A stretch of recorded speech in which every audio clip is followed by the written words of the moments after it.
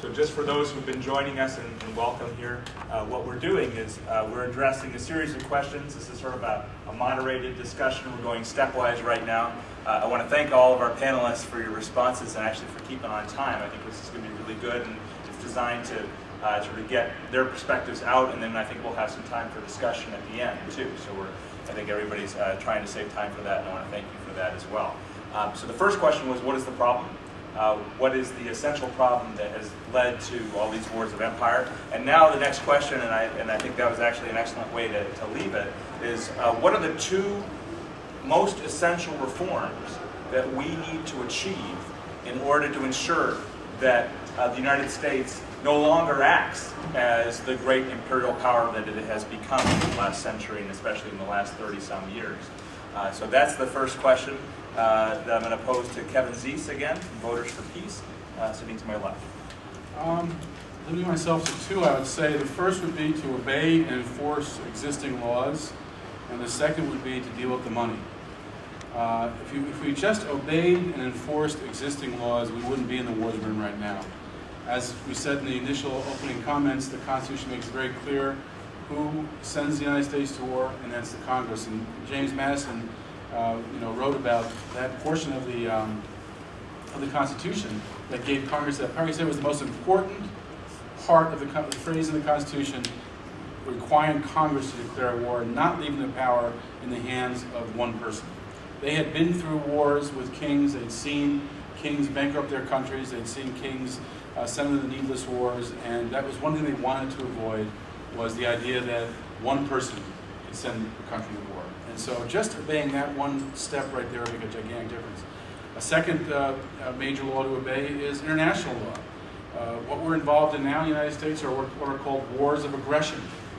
These are wars where we're not under attack, we're not even threatened with attack, and we have no UN authorization to attack any country. And all the wars that we're currently involved in fit that category. So people describe a war of aggression as the greatest crime any country could commit against another. And yet that's what we're doing. And so here we are committing the greatest crime we can commit, violating the most important part of the Constitution in order to go to war. Then I said also enforce the laws, because if you look back at the way wars are conducted by the United States, if we held people accountable for their actions during war, whether it's the torture that occurred during the Bush administration, that President Bush now is going around the country saying he will do it again, he commit that war crime again, or whether it's the lawyers who use their legal license to provide a cover for torturers, take that license away, prosecute those people. And so hold those people accountable. Or whether it's the current president who is sending drone attacks that are recklessly killing civilians at rates much higher than their targets, and which numerous people in the UN have described as a war crime. They need to be held accountable. So if we just enforce the current laws, and some of what Leah talked about, I'm sure you'll talk about more, is the National Guard, how that's been turned on its head. Finally, on the enforcing laws part, I'd say we got to remember that we are a republic, not an empire. And if we start to face up to us being an empire and debating that, and discussing it, then we can ask the questions: is being an empire good for our democracy? Is it good for our economy? Is it good for national security, world security? Is it good for upholding the rule of law? It fails in all those tests. So we start a debate about whether we're a republic or an empire. That would be a big step. The second point I said is the money. We've all talked a little about the money. I'll just say on the money part, maybe some of you know of Smedley Butler. Smedley Butler was the most decorated Marine in history. He was involved in many U.S. occupations from the 1890s to the 1930s. And after he got out of war, he published something called War as a Racket. What he meant was a racket is something where a small number of people know what's really happening, but everybody pays. A small number of people get wealthy, but everybody pays. And that's what war is. War is a racket. That's going from the most decorated Marine in history, someone whose tactics and strategies are still taught in military training of current soldiers. They don't tell about his peace activism, which became the dominant part of his life. But his solution was to take the profit out of war. And I think that would be a major step. By not allowing people to profit from war, whether it's the Halliburtons who are rebuilding what we destroy, or the weapons makers, or the people who supply our soldiers with food, profiting from that should not be allowed. And taking the profit out of war would be a major step. The other way of dealing with money, of course, which we'll be talking about, is the question of who controls politics. Is it a government of, by, and for the people, or is it a government of, by, and for the economic elites, the corporations? And right now we're the latter. And the issue of this next decade for all progressives to face is breaking that grip of corporate power, concentrated corporate power that results in crony capitalism. Breaking that grip is the task we all face the next 10. That's the unifying principle that should bring all of us together, whatever issue we're concerned about. That is the issue that affects every issue negatively. It makes our country a dysfunctional government, unable to deal with the most pressing issues, whether it's environmental destruction, 45,000 people dying of health, from lack of health care, or unnecessary wars that are killing literally hundreds of thousands a year. So facing up to corporate power and concentrated corporate power is the issue of the next decade. Thank you. Well, Leah? I could swear, Kevin has no notes here in front of him because I can look at yours. He's been reading mine exactly the same thing I was going to say. And You'll say it better. Yeah, well, I don't know about that. No, I said here, I'm not sure that reforms are really required. What we need to do is stick to what we already have in writing. And if we could follow the Constitution, if we could follow international law, the Geneva Conventions, the UN Charter, then we wouldn't be in these wars of aggression. And that our representatives would really represent us and not the corporations. And they would pay attention to that 10-to-1 against Iraq war, and they would say, no, we're not going to we're not going to authorize war. But all of those things don't happen. In a optimal representative government, we would be represented. And and you're a lawyer. Are you A couple lawyers, I think. A couple lawyers on the board. I was talking with a lawyer the other day about the Ludlow Amendment, and he, I guess this, and please correct me if I'm wrong, but he was talking about how we could vote. We could send the decision to go to war to the ballot, to the people, and let them vote on it. And I guess there was an amendment put forth that almost passed that would have allowed that before World War II, or was it after World War II? Before, okay. But it didn't pass. But I'm not sure that that is the best way to go about deciding whether to go to war either, because the American people, you still have to have, we don't make decisions based on majority rules, because we still have to pay attention to law. I mean, for instance, let's say we polled the American public, we did a ballot referendum, and should we bomb Iran? Should we go to war with Iran? And 98% of the American public said, yes, we should go to Iran. That wouldn't make it right. That wouldn't make it just. That wouldn't make it lawful. So we have to be careful that we don't say, oh, majority rules, or we want to make this a democratic decision-making process where, we all vote on it, because you still have to pay attention to the structure and the laws and the conventions that are in place. So, and those are the two things I wrote down was, pay attention to the rules and the laws and the structure that's already there, and get the profit motive out. I don't know if it would be possible. I mean, I guess this is communism. I don't know, but what if the state, what if the government owned the military, and we didn't contract out to Halliburton or to Grumman or whatever, and there was no profit motive built in there?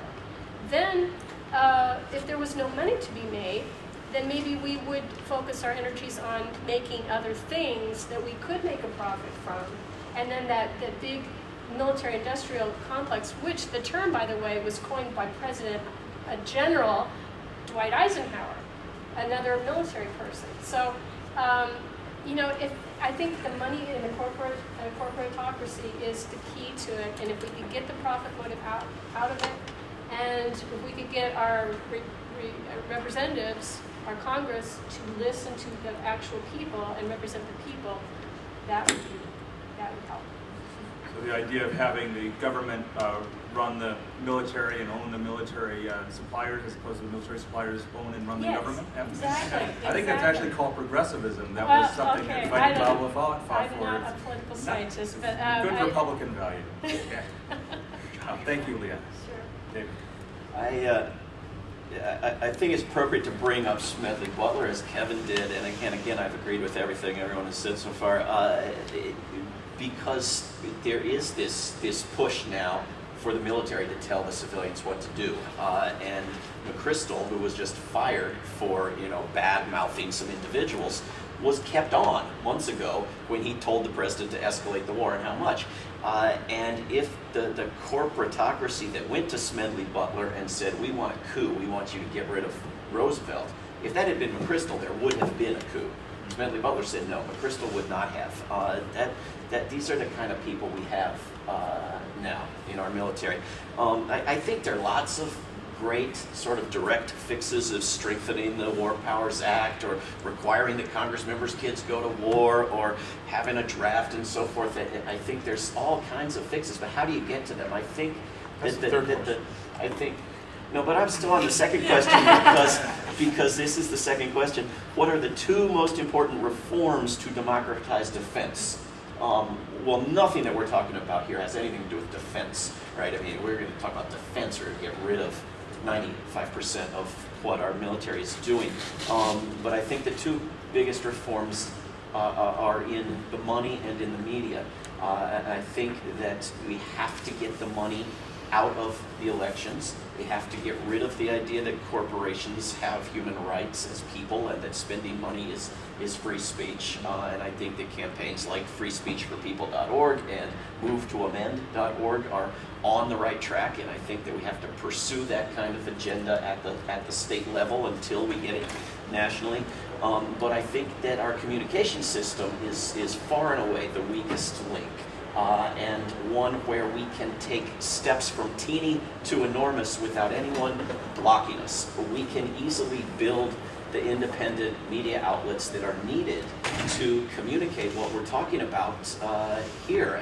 I think if any significant progressive group, if the labor movement sat out one election, so we're not going to dump our money into these campaigns and into the television networks for one election, and instead created a new television network or any new major media outlet that would, from that point forward, day in and day out, give us the news, we would be so much better off. And there's no law, there's no misreading of the Constitution blocking us. It's our own stupidity and lack of will.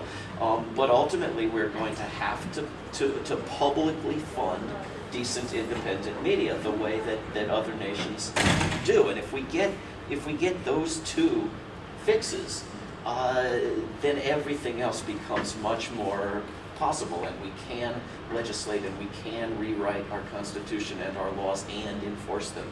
But unless we can communicate and unless we can elect people as opposed to purchasing them, we're screwed. Being last, it's kind of tough here. First of all, I'll narrow it to two reforms, and then all of you hit the stuff I like too. But I'll tell you, there's a couple areas here in terms of the structure of how the military-industrial complex works. The whole idea that the advisors to the Pentagon advise the Pentagon, and the Pentagon turns around and gives contracts and unbid contracts to those companies that the advisors represent. We've got generals, hundreds of them, who make more money than the Vice President of the United States based upon their corporate relationships and their relationship to the military. And that's a whole thing that operates by itself. I like that you touched on the media. We saw the collusion with the New York Times. We forgot that a reporter went to jail a number of years ago, and life goes on. And at the same time, what we understand in the American public is so little of what the truth is. How can we expect to learn the truth on the Today Show when General Electric is one of the corporate owners of the network? So there's a lot of things in there. And I don't want to ruminate too much here, but I come back to the people who are supposed to represent us. And the fact that they don't represent us has to do with campaign finance. And there's no getting around that. When 90% of the Congress are millionaires, when they step in the door, how do I expect them to care about people who don't have health care about soldiers who have PTSD and are coming home with no services? They don't. So we get back to that fundamental thing about campaign finance reform, and we've never really seen that. And so, beyond the point of we get people in there who are representing us, we've got this whole history that goes back forever about greed and capitalism and taking what we want and the tie-ins to the corporations. If you talk to the average American and say we sent the Marines in and took over Hawaii because the Dole Corporation wanted to own the plantation, not rent it from the indigenous people there, you look crazy. But that's our history. And so that's a whole lot of history to turn around. That whole influence, and I work on United Nations reform, and what we've done throughout the world as the bully, and saying, well, you're not going to get any money from any bank in the world unless you go along with this war. Those are some realities. And so when we talk about reform, there's a whole lot of reforms, not only within our government and within what we do, but outside in terms of how we operate in the rest of the world.